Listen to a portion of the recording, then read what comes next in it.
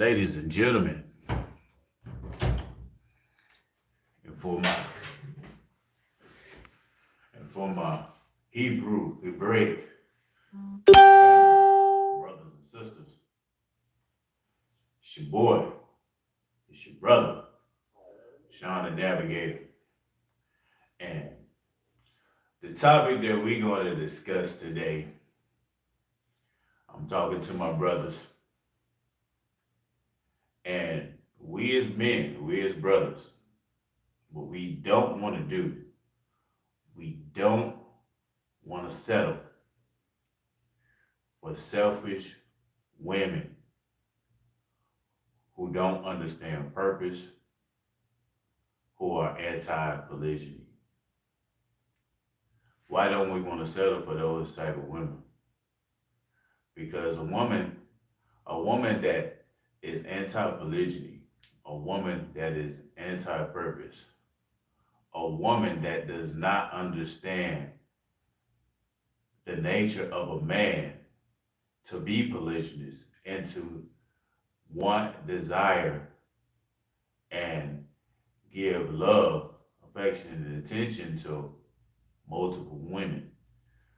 A woman that doesn't understand this, she first of all, she's selfish. She's gonna be anti-God. And this is the type of woman that she worship herself.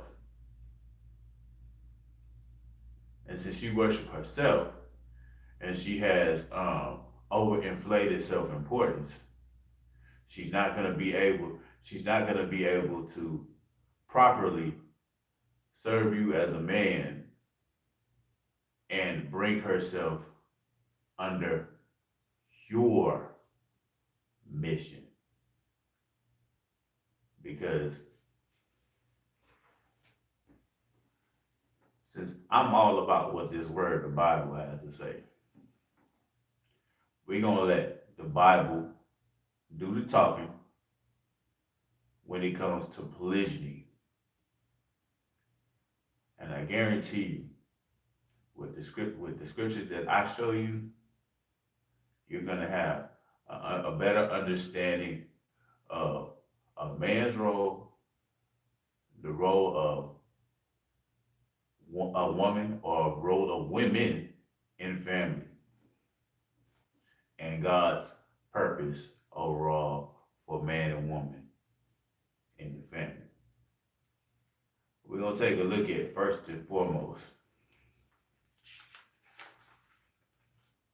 1 Corinthians chapter 11.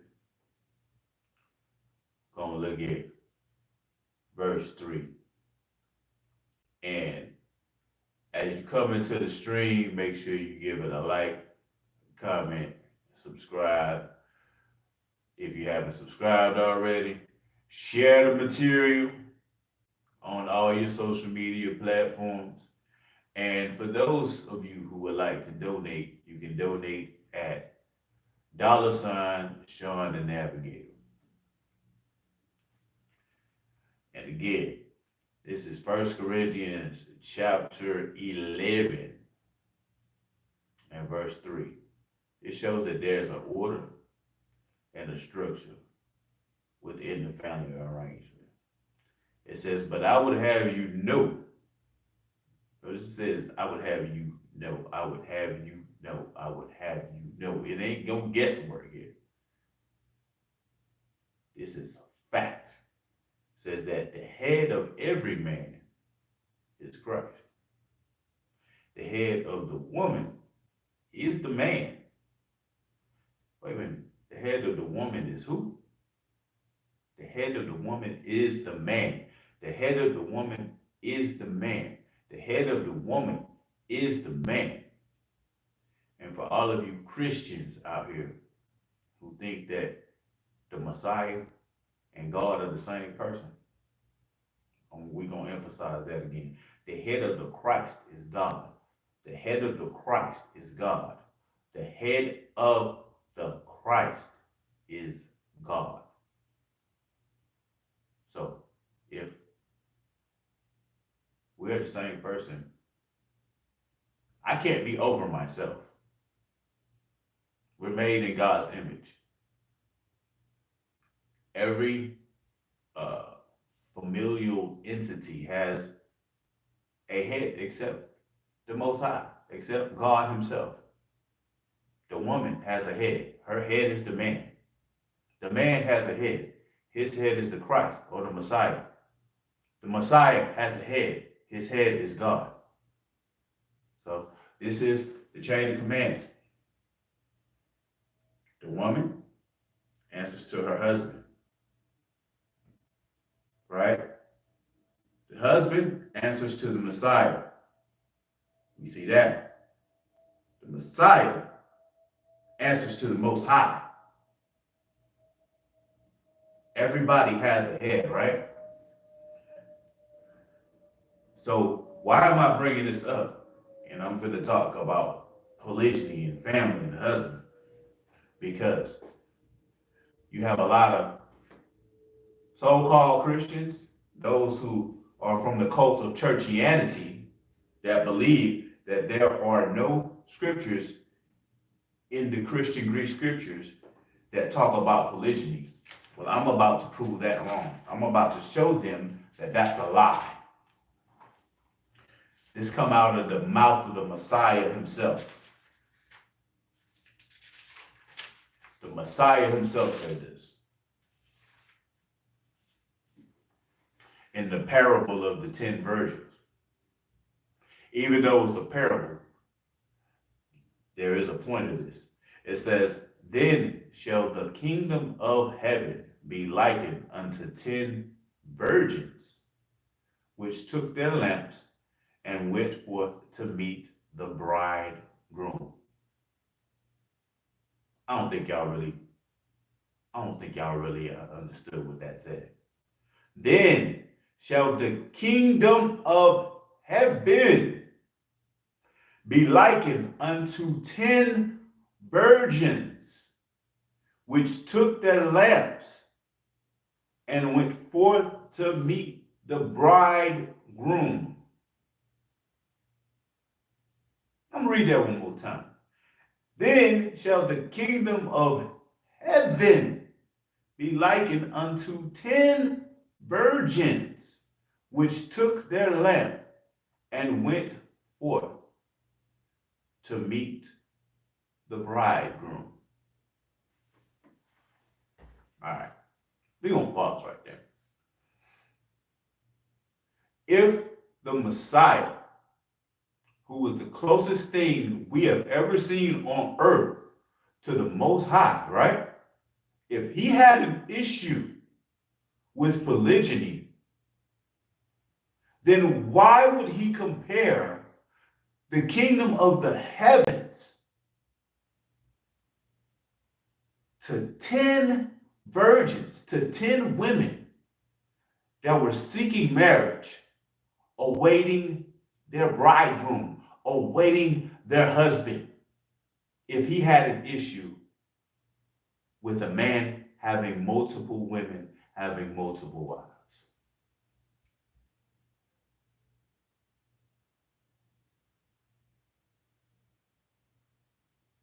Clearly, he had to be in favor of polygyny if he would even make this parable talking about the kingdom of the heavens.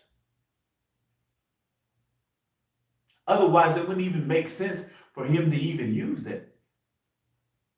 If the Messiah had an issue with polygyny, which is the only ethical form of non-monogamy, he wouldn't even use this parable.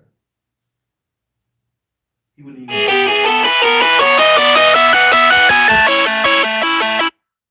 Excuse me, y'all.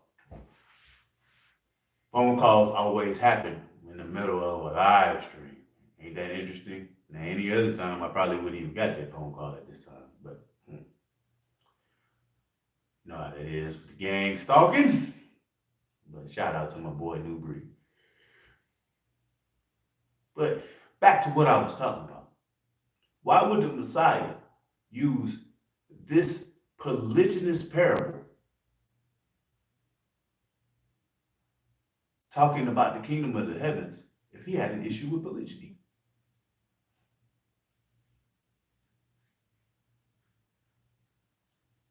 And he lived his life as closely as anybody could to the Most High.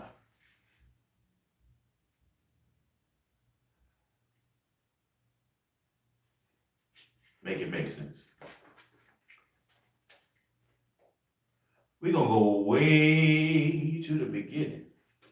Because some of y'all probably still lost. Y'all probably still don't get it, right? Let's take it to the beginning. We're going to take y'all to Genesis.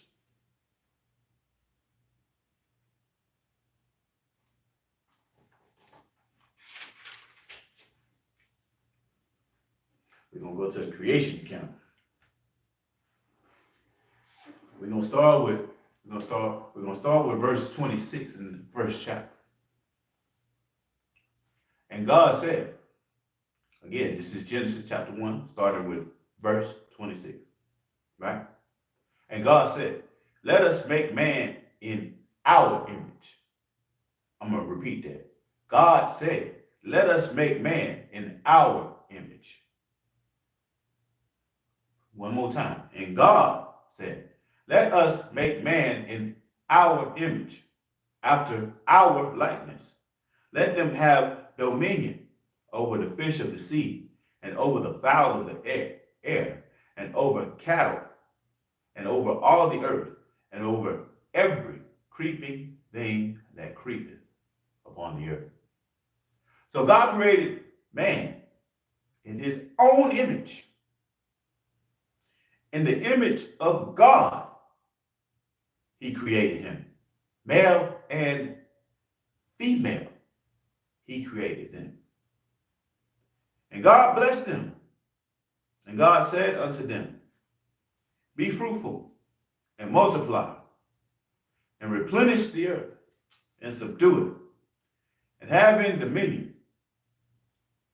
dominion over the fish of the sea, and over the fowl of the air, and over every living thing that moveth upon the earth. So we notice that. After reading that, those three verses, says that God created who in his image? He created man. He created man. He created man in his own image, right? And what are the species of man? Male and female. So we see by this, who was the one that was to be the leader? It was supposed to be the male man who was supposed to be the leader. And he gives the man a mandate to be fruitful, become many, fill the earth, subdue it. Now let's use some common sense here. If I'm a boss, and I've been given authority to be in charge of something, wouldn't it make sense that I would be in charge of more than one? Because a CEO of a company has several employees, right? He don't just have one employee. Think about that. So if God gives man authority over his household,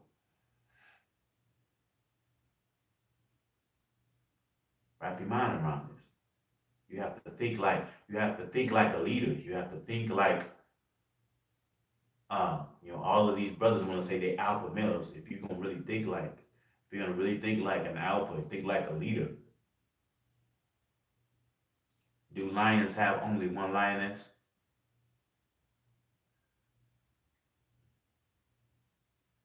Do male bears only have one? one bear? Do tigers and panthers only have, do male tigers and male panthers only have one tigress? One, one pantera, one pantress, however you say it, the female version of a panther. Nature itself tells us that males are dominant, females are submissive, and that the males are supposed to have females in plurality, and that there is absolutely nothing wrong with it. It's basically insinuated in the purpose of man that he would have females in plurality. He would have multiple women. So it doesn't even make sense why a woman would even get upset and throw these temper tantrums as to why a man would want multiple women. Unless she's a selfish, possessive woman that does not want to see you grow. When you catch a woman that doesn't want you to have multiple women, it's because she's selfish, it's because she's possessive, it's because she don't want you to grow as a man.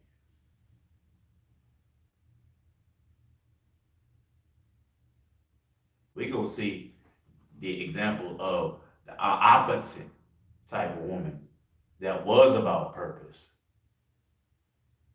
We're going to talk about Sarah.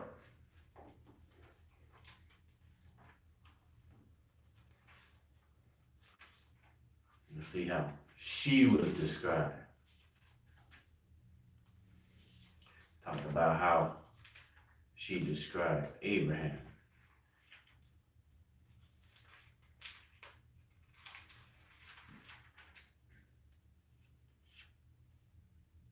Just give me a second to find. I want to find the right scripture.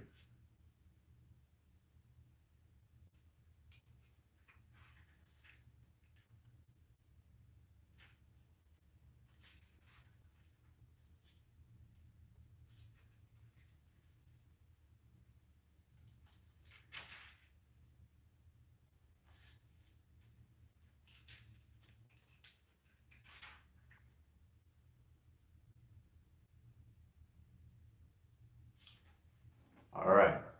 Scripture is 1 Peter chapter 3. Matter of fact, we're gonna read the whole. We're gonna read verses 1 through 6 because it fits. It says, since for all the women that don't want to, submit, be in subjection, obey your husband. All the women out here that say they believe in the Bible but think that a man and a woman should be equal. You might want to look at this scripture. 1 Peter chapter 3, verses 1 through 6. It says, likewise, ye wives, be in subjection to your own husbands. I'm going to read that again. Likewise, ye wives, be in subjection. Be in subjection. Be in subjection to your own husbands. That's right. That if any obey the word, they also may without the word be won by the what? The conversation of the wives. So if you're in proper subjection to your husband, even if he don't believe, if you're the proper biblical wife, you just might win that man over. So all this foolishness that we hear women say, well, if a man if a man does his role, then I'm going to submit naturally. That ain't what the scriptures say. The scriptures say, don't worry about what that man do. You do your part. You might win the man over if you submit properly. Don't worry about what he's doing. You just submit properly. You do what you're supposed to do as a wife. You be a wife and you submit. Don't worry about what he's doing or what he's not doing. You just do your part. And you just might win that man over. Verse 2. It says, while they behold your chaste conversation, coupled with what? Coupled with fear. Now again, when you see the word fear dealing with a divine authority that the Most High has put in, it's not this morbid fear where you're afraid of them. This is talking about a fear of disappointment. That's what it's talking about. It says, whose adorning, let it not be that outward adorning of plaiting the hair and of wearing of gold or of putting on of apparel. Is the Bible condemning this stuff?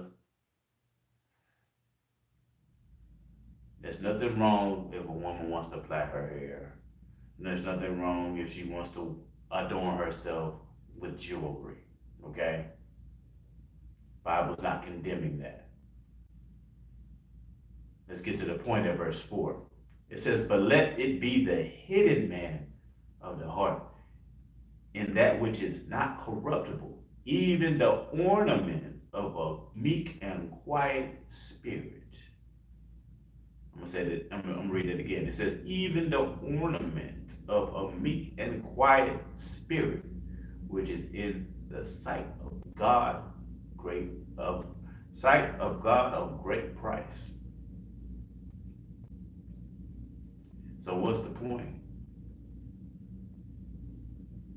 Instead of focusing on how you look, focus on who you are on the inside. You might look good, you might be fine, all of that. But that don't mean nothing to the Most High. The Most High is not a respecter of persons. What he care about, inner you, who are you on the inside.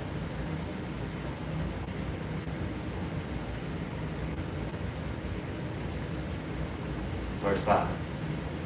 For after this manner, in the old time, the holy women also, who trusted in God, adorn themselves, being in subjection unto their own husbands. See, submission wasn't an issue in the beginning times of creation. Women just knew automatically, this is my man, I need to submit to him, I need to obey him. I need to treat him with reverence, with respect, if I want to be blessed by the Most High. And here's the point. Here's the example. Even as Sarah,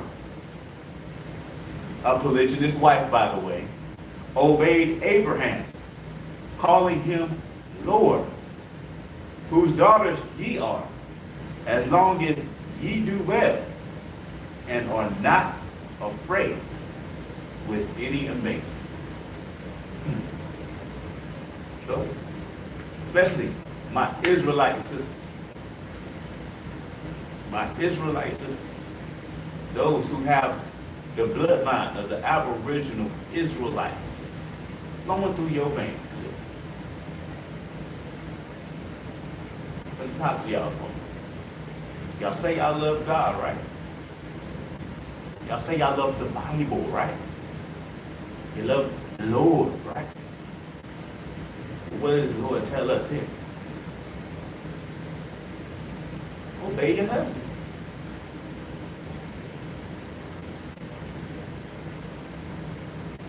That would also include if that husband decides that he needs another wife. He needs another concubine.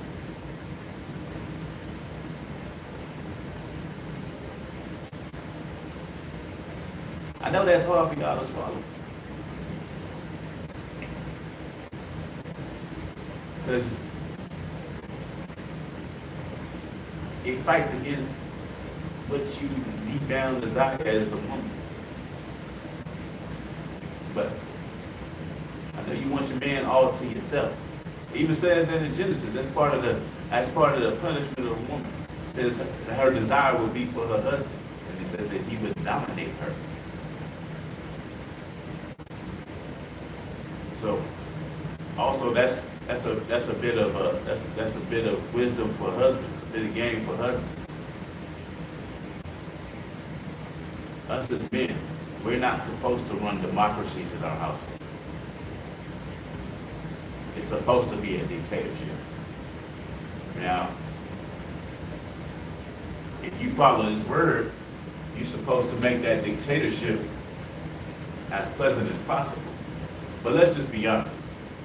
That dictatorship is only going to be as pleasant as those who are under that dictatorship. Are they abiding by the rules? Are they abiding by the guidelines? Are they out here trying to do what they want to do and live all with it? So, back to my fellas, back to my brothers.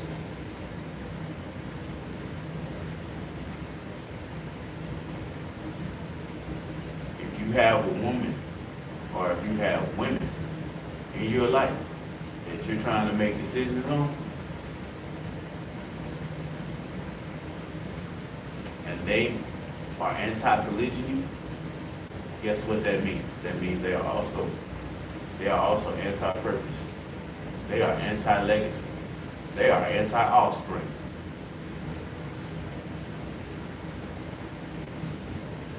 And if you follow the Most High, brother, I think you know what you need to do with that type of woman.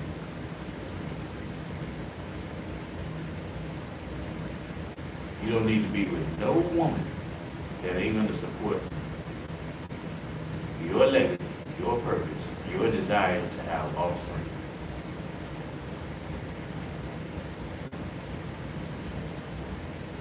We living in the biblical times that are described as the time of the end. Hey, the Most High's chariot, Yahweh's chariot is moving, y'all. That's how fast it's moving. Haven't y'all noticed how fast time is moving now? Think about it. Time ain't playing now. You need people you need a woman, you need women that are keeping in step with how Yahweh's chariot is moving in these times, man. Now is not the time to be having to sit and explain to a woman what her role is. You tell her one time, maybe twice, hey, look, this is what I need from you. This is how my family's gonna be run. And she either with it or she not. If not, hey, look, you're a free moral agent. You have the right to do whatever you want to do with your life. I just don't have to be a part of it. But I wish you the best. And with that being said, I wish all my brothers and sisters the best as they go about their daily activities. All praises to the Most High. For those that did dip in and out of the live stream, I really appreciate y'all, man. And again, as y'all catch this on the playback, man, make sure y'all like this. Make sure y'all give a comment, let me know what y'all think. I do respond to all my comments in the comment section. If you saw some value in this, share the information to your social medias. That helps your boy out in the algorithm. And if you had a means to, support the material, man. Because when you support the material, this gets us closer to monetization of this platform. And it's easier It's much easier to build a platform when you're monetized. It's much easier to build your platform when you're monetized. Monetization opens up a whole array of ways that you can build your platform. So help your boy out with that. It's your boy, your brother, Sean the Navigator, signing out. Peace and blessings.